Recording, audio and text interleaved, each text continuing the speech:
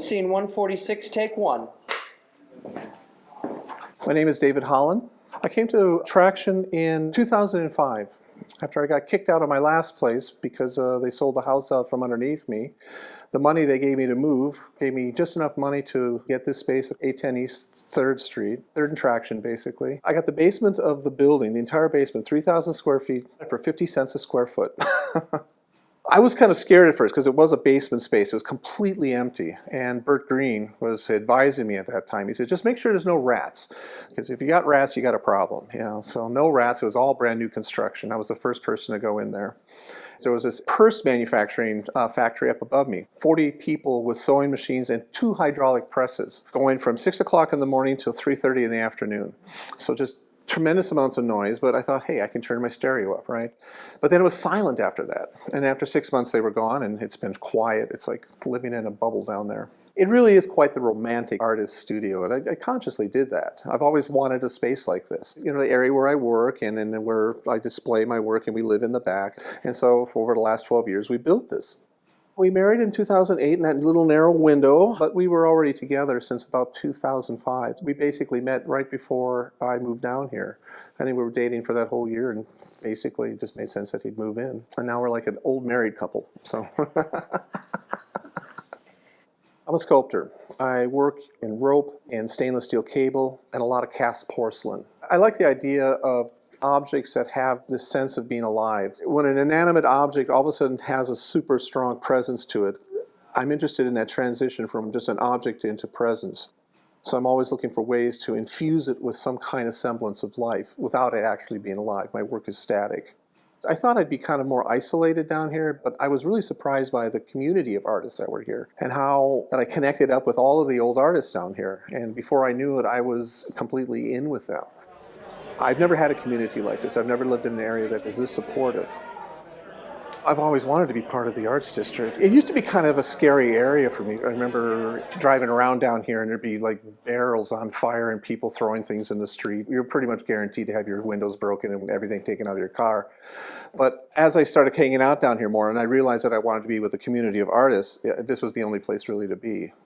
There's something about the corner of 3rd and Traction that really is the heart of the arts district. Everyone sort of comes and gathers around here. It's almost like there's some kind of like weird vortex here that just makes this kind of thing happen like right here. Having people over and we just have lots of great conversations and great talks and we don't try and force anything and it just seems to just naturally happen. You just make friends with the key people and then they bring all their people in and then there it is.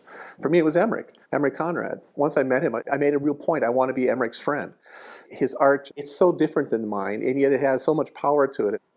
And he's just such a cool guy, and with Faye, of course, and both of them together, having them over all the time, and all of a sudden everyone else sort of came in along with it. So of course it's welcoming to people. It's got beautiful art in it, and it blows people away. And then, you know, Frank is just the biggest host in the world. He's hosted parties all over the place, and maybe just we have really good drinks. I don't know, it could be. Always got to be good hosts, right? And I love that. Downtown Los Angeles, you know, in the 90s was a bit of a scary place for me. It was connected with the performance art field. And so there was always something happening down here. Al's Bar, where you're allowed to rock as hard as you can, to rock as hard as you want, to rock as hard as hell and loud and loose, and do whatever substances you choose. A lot of my memories of Al's Bar are a little bit on the fuzzy side, because this was definitely a party place here.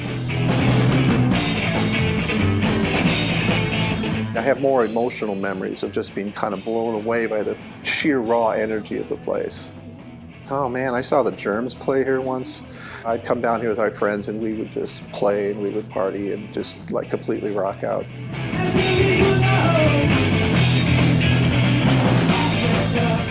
Punk rock, I'm telling you.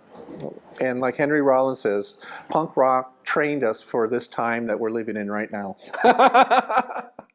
So I appreciate the learning experiences that I got here at Al's Bar.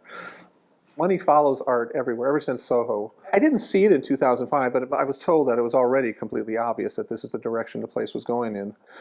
It just became a safe place for developers and for large pools of money to be invested in.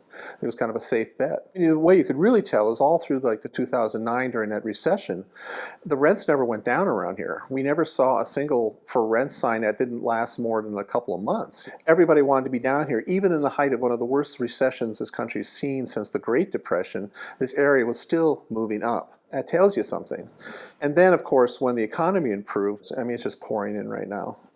It's changing. I don't want to be, one of these people that are always lamenting the death of the old days. I mean, in some ways, I'm kind of nostalgic about the days when you'd be propositioned by some kind of crack whore at 10 o'clock at night in your front door, Those are the things that kept people scared and kept them away and kept the rents low. But, now we got bid, and that all of a sudden, that flipped everything around. So now we're downright respectable now. We're in the process of being kicked out of our place right now because of all the changes, obviously. I'm going to miss it. It's going to be definitely kind of a lost era where we won't be able to have people over in like that kind of a space again where everyone feels really comfortable about coming down there and having a Wisconsin old-fashioned and just talking about whatever it is we want to talk about. I don't trust nostalgia. Nostalgia to me just feels kind of retrograde. We got to look forward and see the new thing. And who are the new artists moving into the area? And there are quite a few. Now it's composers who do movie scores and people who do larger scale work. They make more money than the old group. So that's kind of exciting too. It's a very different kind of crowd. But then the Arts District was about changing from what it was before. It's always in flux. So I'm going to go with the flow, basically. And I want to be making enough money now so that I can stay here and I can grow with the area so that my success is tied into the success of the Arts District. So like I said, I don't want to be pessimistic about this. I mean, this is my Buddhist upbringing. You suffer when you cling to things in the past. And if you don't embrace change, you just have to go with it and realize that this is what the new area is going to be now.